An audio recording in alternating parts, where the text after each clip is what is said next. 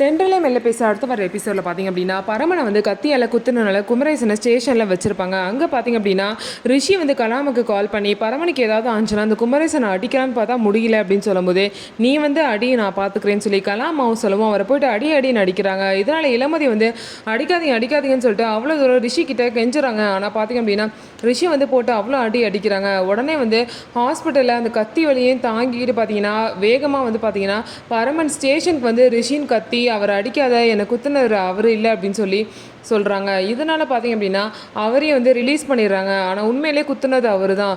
இதுக்கப்புறம் இளமதி பார்த்திங்க அப்படின்னா அப்படி அசோக்கு கொலை பண்ணது பரமனா இருந்தால் அவையே இவ்வளோ தூரம் வந்து உங்களை வந்து ரிலீஸ் பண்ணணும், நீங்களே கொஞ்சம் யோசிச்சு பாருங்கன்னு சொல்லிட்டு குமரேசன் கிட்ட சொல்லிட்டு போகிறாங்க.